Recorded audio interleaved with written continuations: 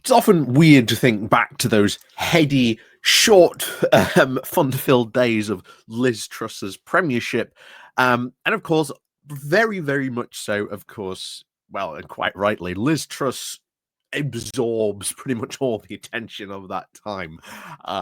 Like I say, it was her, crazy plan. She went heavily in with, you know, the IEA to sort of very dark money think tank to sort of fund her ideas of this is what you should do to get growth and oh trust us, don't worry, it'll all go well. And then of course, who fronted those plans? Well, that was of course Kwasi Kwarteng, and I he's very slimy, is Kwasi, very very slimy indeed, because he's sort of very much realized that that whole time period and being chancellor at that point, delivering that budget, that pretty much as you were delivering it, the pound was just like like that. His political career is all really but gone, and he has tried his best to salvage it, but to be honest, being known as like the guy who was chancellor next to Liz Truss, that's well, I think that is all he will ever be known for, quite frankly. But try as he might, he has tried to say, distance himself from us, saying, "Oh, we don't understand. We went too far too quickly," and I cautioned against this, but no, Liz was like, "Don't worry, we've got to be bold." And he was like, "Well, no, I'm not so sure." Um, you know, take everything he says about that time period with very, very much a pinch of salt on that. However, he has come out with something interesting today about he's worried about Trump's plans. Now, of course, you've got to remember this guy, Brexiteer, pretty much said, "Oh, don't worry. The direction the world is heading is like complete free trade. Hey, there's going to be no tariff barriers. This is why Jacob Rees-Mogg, etc. Back in the early days, they haven't said it for quite a long time. We're just like, oh yeah, 0% tariffs across the board. Just lower our tariffs, let everyone in it. It'll all be, fine, good, and golden." Yeah. No, no. That wouldn't have worked that way. And like I say, if you listen to, of course, Patrick Winford back in that time, he even said, yeah, British manufacturing would be destroyed. And like I say, there was a very good reason why they wheeled Patrick Minford out and then very quickly did a massive U-turn to put him back in his closet because they realized what he was saying. It's like, we don't want people to hear that. So let's have a look at what he is trying to say now, and at least trying to maybe somewhat salvage his, political career. Still, try as he might, hasn't really worked out. But there you go. Anyway, so before we do go getting on into this, please do remember to click on that like, share, and of course the subscribe button if you are new. And of course, down below there are links to my Patreon page, the one-off link called Buy Me Coffee, where you can well buy me coffee, the YouTube thank you button, and of course, as always, there's the Pony Club down below as well. So let's crack on then into this. So this comes from the Eye, with the title of "If I was still in number 10, I'd be worried about Trump's plans." Maybe we should have been worried about your own plans and maybe given a bit more pushback, apparently. If you were apparently pushing back on those plans, yeah, you should have pushed back on them a whole lot more. Anyway, Donald Trump will be inaugurated now as president of the United States in less than 3 weeks' time. And his second term will almost certainly bring about more global upheavals than his first. Oh, and that is true. That is certainly true on that. No one knows what's going to happen in the Trump presidency. Trump said he could finish the war in Ukraine in like 24 hours. Well, let's be fair. The 20th of January, he's probably not going to do anything. So let's give him until the 22nd, but I doubt it's going to be over. And there's already some rumors about tension between him and Putin on that front. So we'll see what happens there. If he does go through with his tariff plan that he seems to want to go through with, well, you're talking about starting a massive global trade war that could have very, very bad effects on the world economy and the US as well. There's also now worried about another potential pandemic starting in America because there was an outbreak of bird flu, very worrying outbreak of bird flu, just like a couple of weeks ago. So, we might get pandemic too, electric boogaloo. So yeah, and if Trump's response to that pandemic was the first one was dire. Imagine what his second one's going to be like, where he's got people like Robert F. Kennedy in as the FDA. Mm, yeah. Oh, so much could go wrong for Trump. So much could go wrong. So Trump, of course, now feels he knows the ropes. He doesn't. He's far more confident of his own judgment and power than was the case in 2017. No, he's not. The appalling attack in New Orleans is now already being exploited by his supporters. They argue that Trump was, of course, right all along amid his lurid denunciation, of course, of immigration and his acute sense of danger posed by radical Islam. Again, wasn't a radical Islamist. Turns out Trump supporter. Anyway, national, of course, security is important, but the economic sphere is, of course, where Trump has, of course, played his most consistent tunes. Clips of him on the Oprah Winfrey Show back in the late 80s do reveal that he has been whining about the US being ripped off by foreigners now for decades. Only in September of last year, at the rally in Michigan, Trump spoke of friends and enemies and, quote, taking advantage of the US in trade. In the Trumpian worldview, there is no real cooperation, no genuine partnership. You are either a winner or a loser. And if you are winning, that must mean that the other guy is losing. And yeah, how can you expect to strike a trade deal with that America, with that view, that worldview in mind? Don't think you're going to get one at all, or at least a good one. Anyway, his answer, of course, to the problem as he sees it, is the imposition of tariffs. During the 2024 election campaign, Trump waxed lyrical about President McKinley's trade policy. In 1890s, McKinley was known as the High Priest of Protection. As a congressman, he spoke, of course, a bill in 1890 which saw tariffs increase from about 40 to 50% on nearly all goods. Again, world has monumentally changed since then. Trump, of course, praised McKinley repeatedly on the campaign trail, describing him, of course, as a great businessman. In his stump speeches, saying that we are going to use tariffs very, very wisely. He boomed, of course, at the Michigan rally. Barely just 3 months ago, Trump wants to party like it's 1899.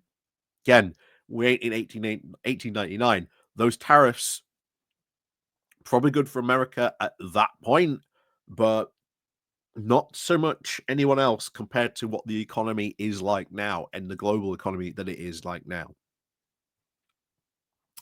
The world, of course, of the 1890s was, however, very different. Again, at least I'm glad he's admitting that. It was, of course, the heyday of the American imperialism, of course, Manifest Destiny, the era in which Native Americans were now utterly vanquished, and when America threw the Spanish out of Cuba by force. The reality, of course, of tariffs in today's world will now be sharply felt across the world and, of course, in Europe and the UK. Yep, this is where you will get trade wars because the idea of this is that Trump thinks that he will do these tariffs and that everyone will come to him wanting some sort of trade deal. He's trying to sort of force them to the negotiating table. This is what he's trying to do. He's trying to force them to the negotiating table by putting these tariffs up. But why are they going to come to the negotiating table? They didn't last time. When last time, he put tariffs up. And of course, why are other countries not going to respond? Why are they not going to respond? He just thinks they'll just sit back and just accept the tariff or like run to him at the negotiating table. It's probably not going to happen. Anyway, Trump's, of course, tariff policy is aimed first and foremost, of course, against China. He has now openly stated that he wants to see a 60% tariff on all goods imported to the US from China, while slapping a 100% tariff on electric vehicles exported from there. Gee, I wonder where that came from. 100% electric vehicles exported from China. Gee, that's not trying to force everyone to buy a Tesla, is it?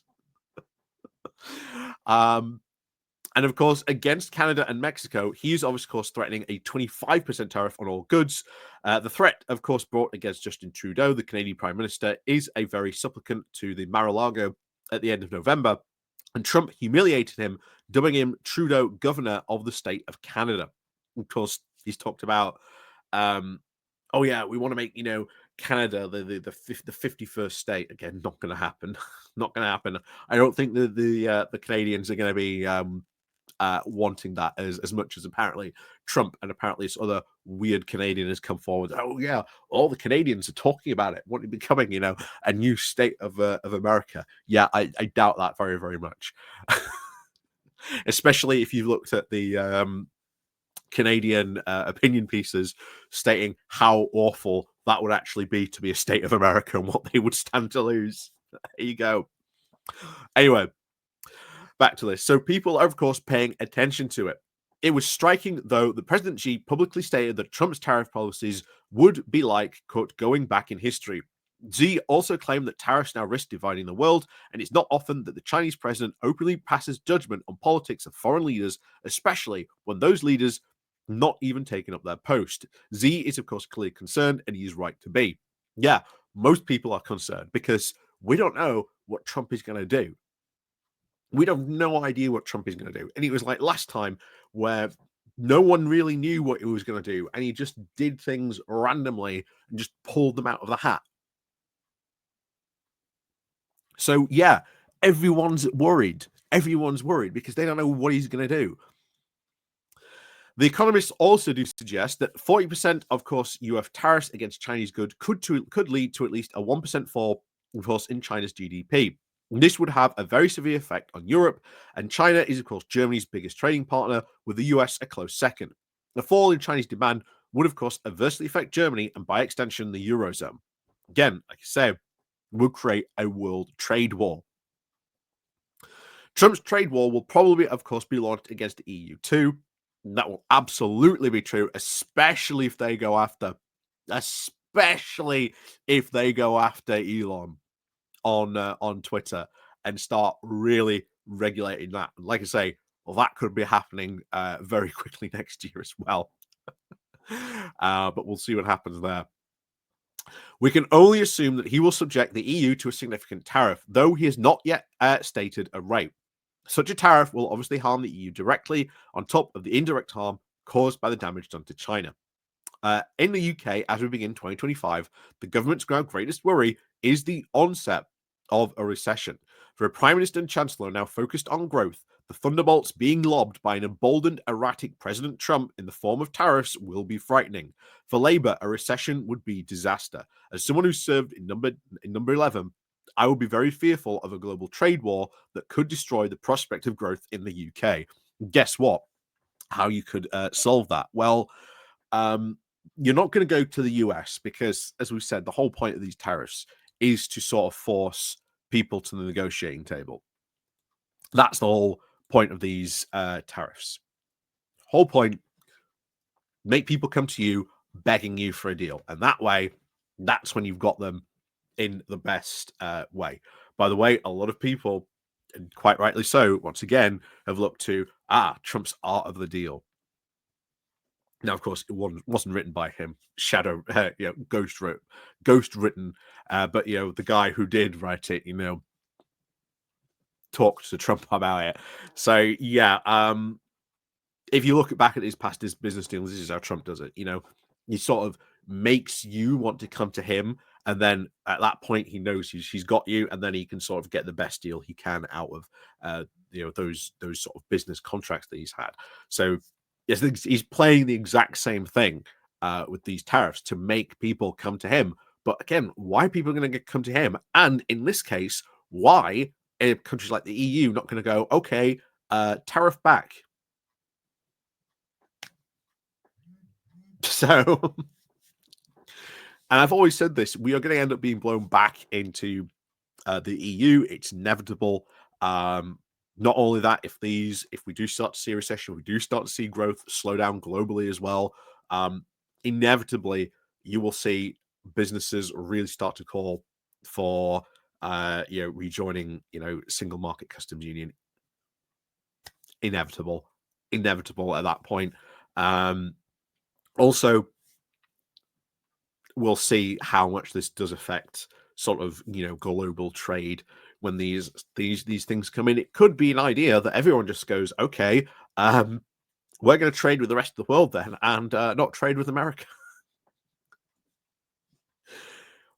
Again, Trump is completely underestimating about how other countries and how the rest of the world will respond to this. Completely underestimating how they will respond to this. So we'll see what happens on this. And of course, it'll be very interesting to see what happens if they get taken to court to the WTO over that. But we'll see what happens. Like I say, we ain't got long now, so we'll see. So as always, thank you very much for watching. And of course, as always, we'll see you all next time.